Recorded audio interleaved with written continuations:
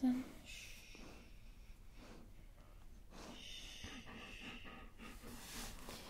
Hello, boys and girls and everybody else. Sit down. Lie down, baby. He's decided that we're moving positions already, and we're like 30 seconds into the video.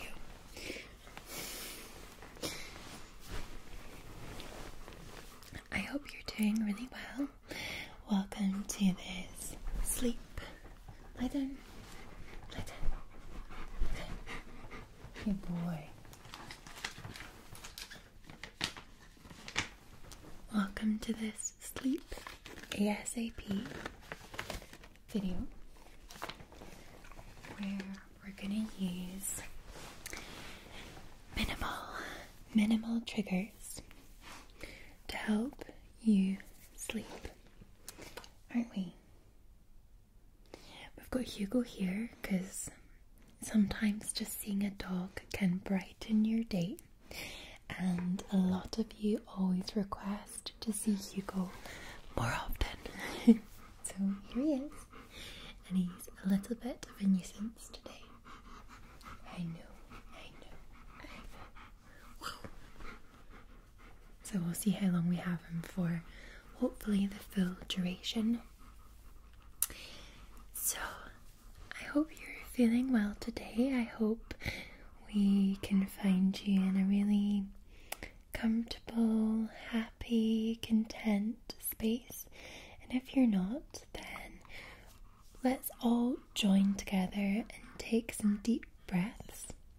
And also, we would just like to say thank you for choosing us to help you sleep this evening. Okay, so if everybody could just join with me. Just take a deep breath in and out, and in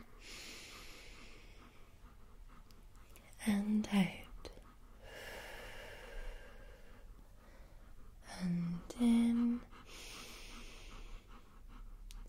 and out. Perfect.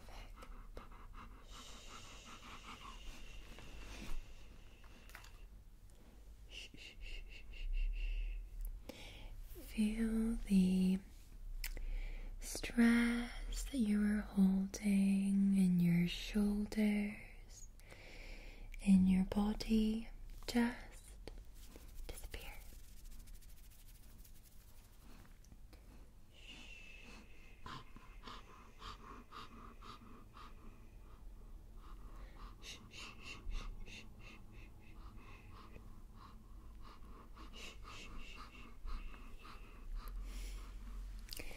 So today we're going to start off with the dot line game, because we're going to use more kind of rambly personal triggers rather than relying on objects to help you tingle and relax. Good boy, well done, good boy. So I'm talking to the dog, by the way, but good boy, good girl, good everyone else. So I apologize because I can now hear some sort of tree cutter, maybe.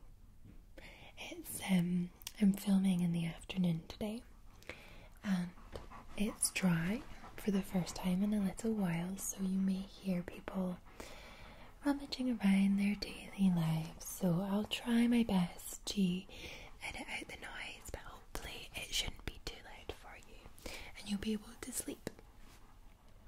It's very difficult sometimes to get noise to completely nothing. Okay, so dot line game. Are you ready? Dot line. Spiders crawling up your spine. Tight squeeze, cool cool breeze. Crack an egg on your head, and now you've got the shivery. I'm like having a little nosy because the window's there, so I'm trying to see who is cutting their hedge. I bet you it's like miles away as well. Yeah, I can't see anybody. Must be in somebody's garden. He can hear it as well. You probably can hear it too. Yes, we can all hear. We don't know what it is. Oh, but it's okay. We'll keep going, won't we? So we'll do that again, okay?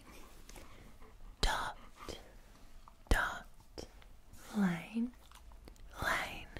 Spiders crawling up your spine. Tight squeeze, cool breeze. Crack an egg on your head, and now you've got the shiveries. He's like staring intently at these treats now. Here you go. I mean, I shouldn't have put these on the bed, should I? I move them over behind you, out of reach. You can see his eyes just like, wow. Okay, so we're gonna do that. 3rd time's a charm. I love doing things 3 times, which you all know if you watch my channel. 3 is my lucky number. I don't know why. And then my 2nd lucky number is 22. Because when I was younger, I used to always look at the clock and it would always be 22 past the hour or 22:22. So I decided it was my lucky number. So, one more time. But we're not going to do this 22 times. That would be mental. Right. Dot, dot, line, line. Spiders crawling up your spine. Tight squeeze, cool breeze. Crack an egg on your head, and now you've got the shiveries.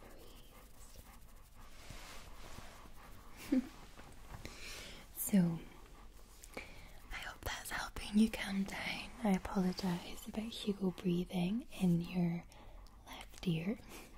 Be like, maybe it's like breathy whispers, like,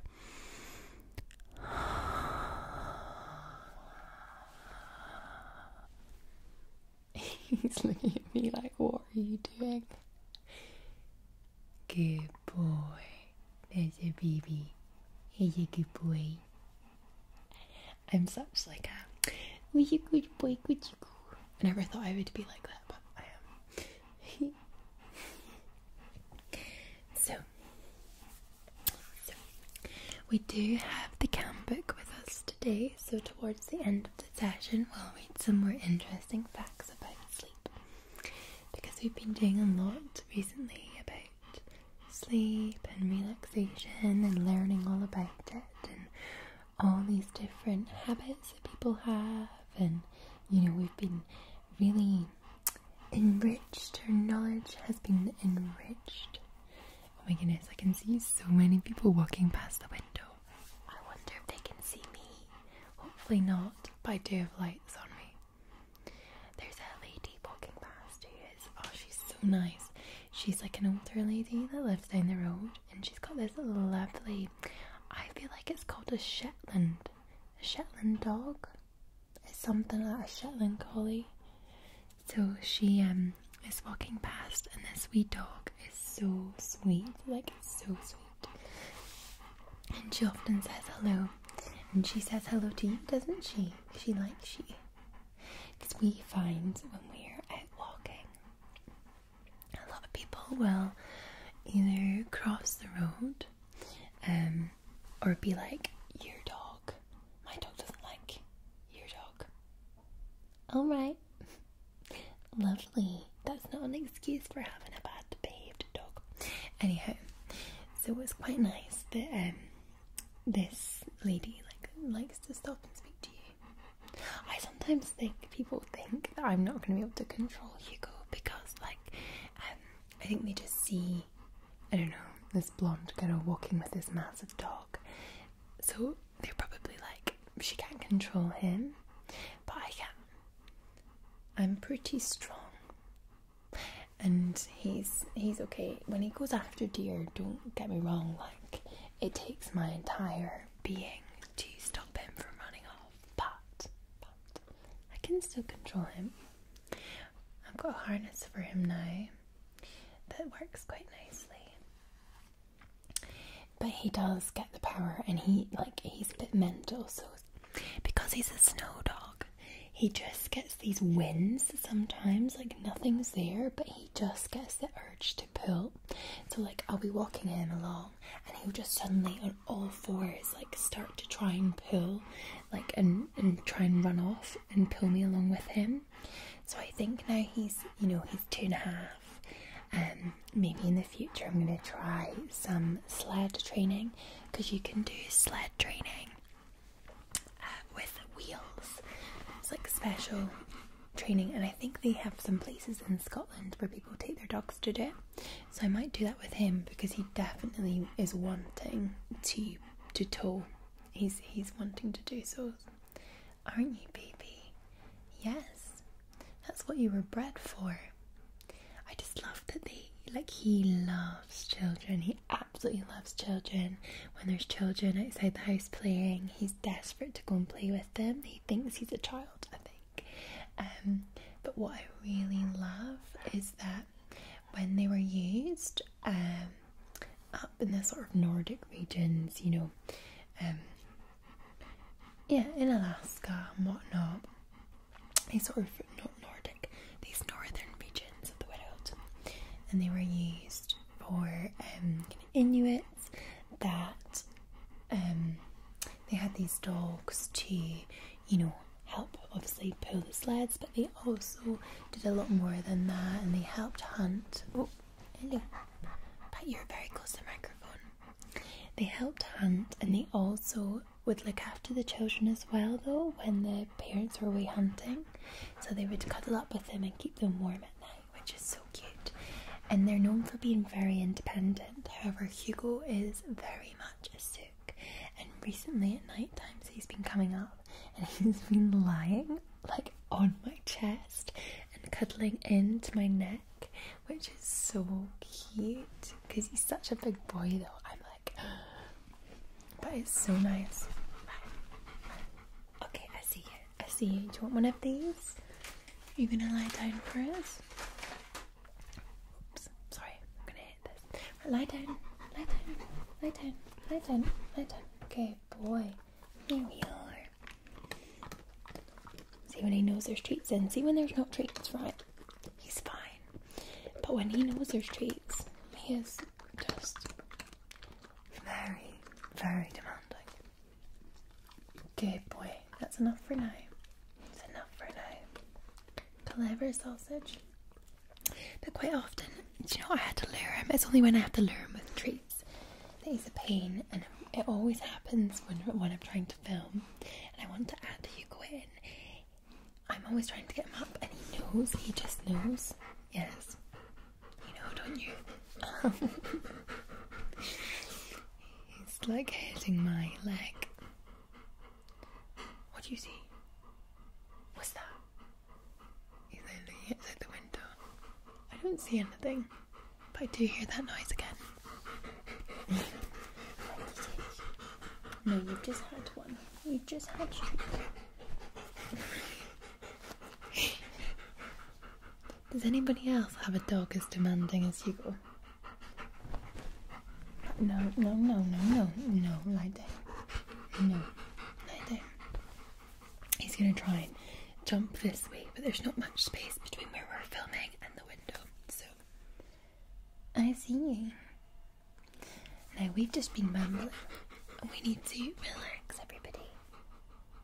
I do find though, like, I don't know about you, but for me, rambling videos definitely help me sleep sometimes a bit more. So I love listening to people who kind of ramble about their day. And, I don't know, it's just a lot easier You are going to be very naughty. No. Because that is getting sore now because he keeps scratching my leg. I don't do that. No, I don't. So.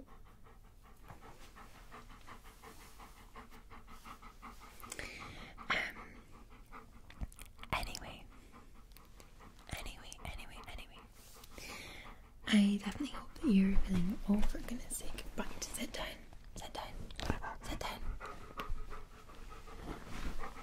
No, sit down. Lie down.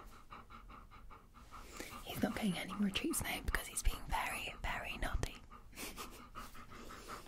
We're just going to ignore him. We're going to ignore him and hopefully he will lie down.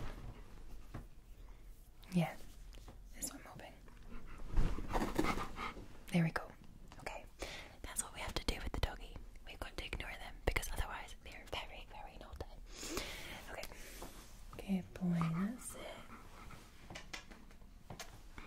Love you. My precious baby. So, he is...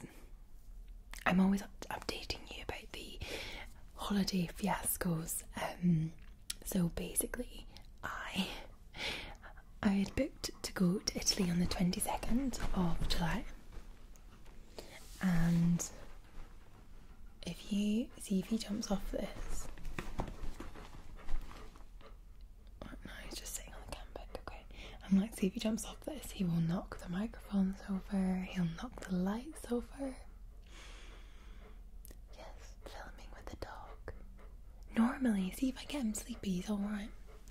I don't know what you can see. I can hear, he likes engine noises, so I feel like we can hear some engine noises. Anyway, so holiday wise, we had booked to go to Italy on the 22nd of July, and that was with TUI, and that got cancelled. And then I had rebooked to go with Jet2 to, I think I said this on Wednesday's video, but and rebooked to go to Mallorca, and then Nicholas Sturgeon decided to quarantine people arriving back from Spain. So our holiday got cancelled again for the second time.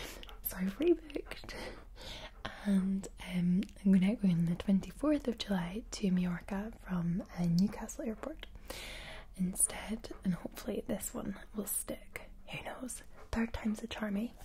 Third time is a charm. So the reason why I was saying this is because Hugo is going to go into kennels. Now, a lot of people don't like their dogs going into kennels.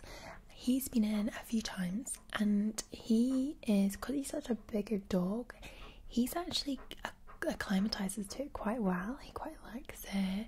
He gets to interact with other dogs when he's there. He gets walks.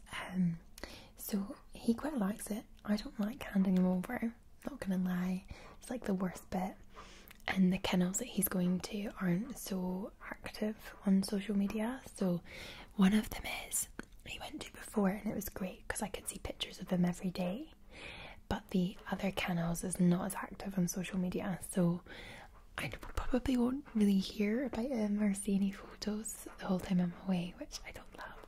I think if I had a kennels or like a doggy boarding, I'd love to do it actually. And if I could do it, I think I would make sure that the owners got to see their doggies all the time, because we miss our furry friends, don't we, when we go away? We miss them so dearly. So dearly. But yeah, so that's in a week's time. So in a week's time, I am potentially, hopefully, heading away. But don't you worry, because I am gonna be filming lots to make sure that you are kept with your 3 videos a week. I wouldn't leave you without any sleepy videos. And of course, membership videos as well. So, shh.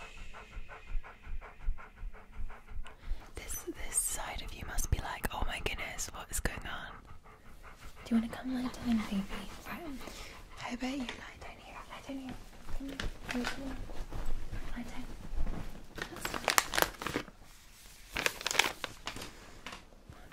Hopefully that might be a bit better, just to stop him from constantly breathing really loudly in your ear.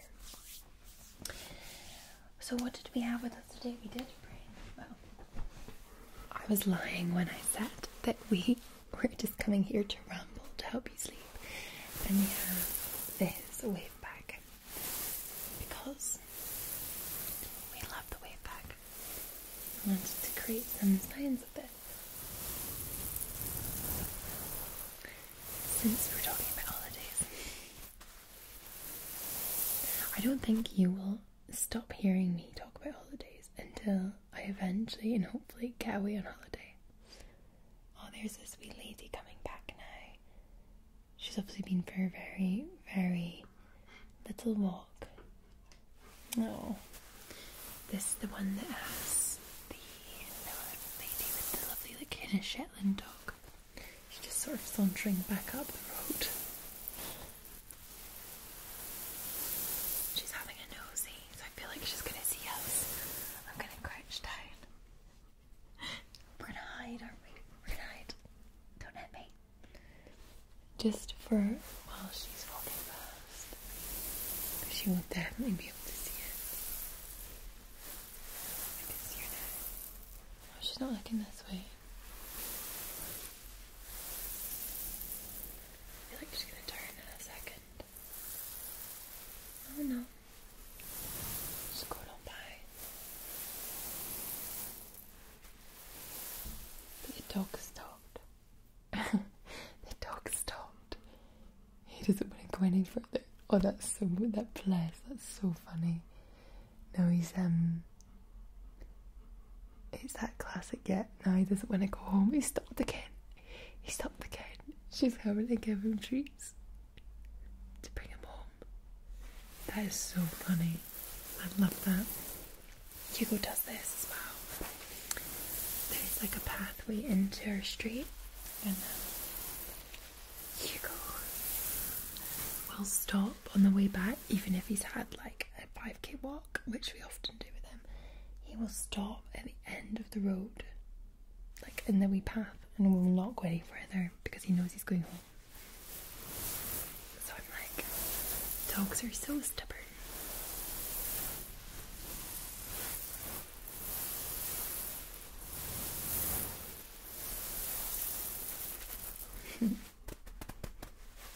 So, what we're going to do is read some more of the camp book today. And this is the book that we've been reading as we've been going along because Cam kindly sent me this book, which was really cute. So we'll go back to where we were. Here we are. I can't believe we're getting through this book like it's doing as well. Okay.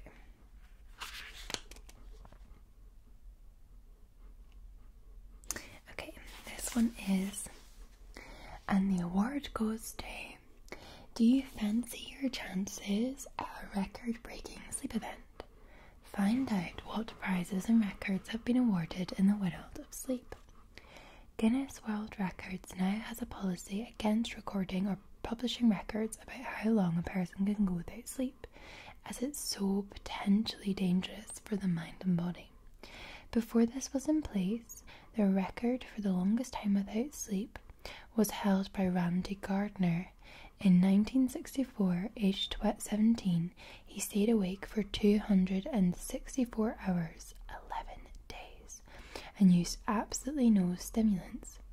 Other claimants to the record include Maureen Weston, who in 1977 reportedly stayed awake for 449 hours during a rocking chair competition, and Tony Wright, who livestreamed his sleepless feast of over 264 hours from a bar in Penzance, Cornwall in 2007.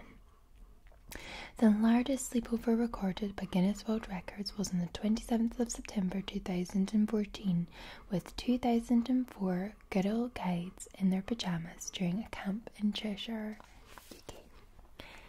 So the certificate for staying the longest is proudly presented to Maureen Weston for 449 hours awake. That is crazy. That's like how many? So that's 11 days. 200. That's like what? 18, 19 days? Crazy. I can't say, well, I've done a couple of all-nighters, so I can do 1 to 2 days without sleep, but other than that, no. Okay, does poor sleep contribute to Alzheimer's disease? Several studies have found a link between insomnia and an increased risk of dementia. In his book, Why We Sleep, neuroscientist Matthew Walker argues that sleep disorders often precede Alzheimer's and can be a warning sign of it developing. Alzheimer's is the result of amyloid plaques building up in the brain. It could be that lack of sleep causes amyloids to accumulate. A University of Rochester study in 2019 found that deep NREM sleep helped to deep clean the brain, removing toxic proteins like amyloid. Walker and others suggest that a cruel cycle may take hold in which poor sleep causes amyloid plaques to build up, resulting in more sleep problems and yet more amyloid. Or, to put it more positively, improving your sleep may help deep clean your brain better and so lower your risk of Alzheimer's. What happens if you don't sleep? No wonder sleep deprivation is usually as a means of torture. It debilitates almost every mental faculty of a person. Sleep is such a fundamental state, it influences body-wide processes right down to the cellular level and refreshes the brain's capacity to face another day. What results from a total lack of shut-eye is someone who's emotionally unstable, cannot accurately recall information, and can hardly understand simple instructions, let alone undertake any logistical reasoning. In extreme cases, hallucinations follow, often accompanied by suicidal thoughts. That's crazy, isn't it? So studies showed that one night of sleep deprivation doubled the likelihood of someone confessing to something they'd not actually done. Up all night, the second wind. Have you ever stayed up all night and then gone to work or college the next day?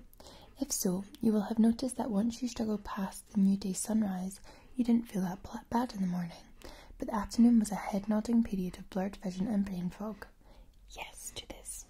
The twin systems governing sleep, circadian rhythm and adenosine, help to explain the second wind on day 2. While adenosine levels keep rising in your body, the body rhythms march ever onwards with their consequent morning peaks and afternoon troughs of alertness. Come late afternoon and evening, the combined sleep forces hit you head on and slumber is immediate. I have this. There used to be, so I used to work, when I was a student, I used to work in Boots. I worked in Boots for about 6 years, I think, actually. But when I started off, I started when I was 16, and it was like in a retail park, and I was just a kind of like customer assistant, so I used to kind of mainly work the tills, and I would work on a Saturday and Sunday, mainly a Sunday. So yeah, mainly a Sunday. So when I hit kind of 17, 18, my last year of school, a lot of people would start to throw parties that I was eventually kind of allowed to go to. And that continued on into university. And what I would do is go out on the Saturday night. I would stop drinking by, I think, midnight. But I would stay up the entire night because I would be out. And then I would drive to work in the morning. And I would work a full day at Boots without having had any sleep whatsoever. And I do not know how on earth I managed it. I really don't. I did it so many times as well. So many times. I just didn't want to be like, oh, I'm not coming out because I've got work the next day. At that age anyway, you're kind of like, yeah, because like Saturday night's the big night, isn't it? So, and so yeah, it's quite funny. And sometimes I think back and I'm like, I do not know how on earth I was able to keep going. You know the way if you do it a couple of times, it's fine. But honestly, this was like so many weekends I would do this. Maybe you have experiences of this as well. Let me know in the comments. The dream world. All that we see or seem is but a dream within a dream. Dreaming is good for you. It's a curious thing. Why have we evolved to send ourselves into a state of unconsciousness for a long period every day? During your nightly cycles of sleep, you're totally and utterly vulnerable. There must be an advantage to gain. The nightly hallucinations of dreaming have a function too, or so scientists think. It's easy to rate the types of sleep, NREM and REM sleep, over one another. Surely the restorative, slow-wave NREM sleep is more vital than the sleep where our eyes flicker beneath their lids. But all sleep is vital, and while the early cycles of sleep put NREM at their core, as we move through the night, REM periods get progressively longer. Recent research has shown that REM sleep, the time we have the most memorable and vivid dreams, is essential for learning, memory, and creative thinking. Healing via dreams. The parts of the brain that deal with emotions are up to 30% more active in REM sleep than during waking hours. Such a super emotional brain, combined with powered down sections in logic and rational thought, serves to benefit our emotional and mental health. As you can probably hear, Hugo has found his way to lie next to the microphones on the floor. In his book, Why We Sleep, Matthew Walker says, REM sleep dreaming offers a form of overnight therapy. Takes the painful sting out of difficult emotional episodes you have experienced during the day, offering emotional resolution when you awake the next morning.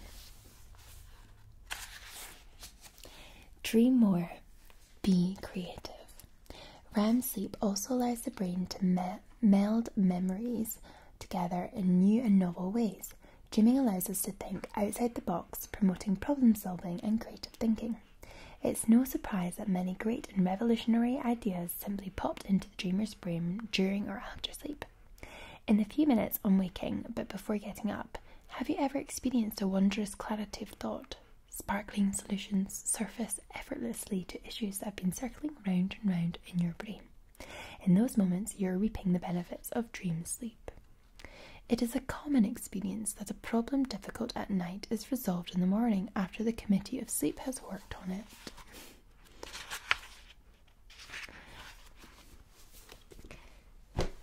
I really enjoy learning about the different types of sleep and whatnot. It's very important, I suppose, for us to understand why we need to sleep and why you lot should be sleeping right now. Exactly, sleeping right now. It's just, I feel you though if you're somebody that struggles to sleep, because it can be for whatever reason, you know. It can be because you're stressed about something. It can be that you just naturally go to sleep and you feel like you're wide awake. Last night I think I don't know if it tells me on this. My Fitbit might tell me. Sleep not tracked, it says. Oh. Well, I couldn't sleep until about 2:30, and I got up at 7:30. So I must have had about 5 hours sleep last night. Just classic me.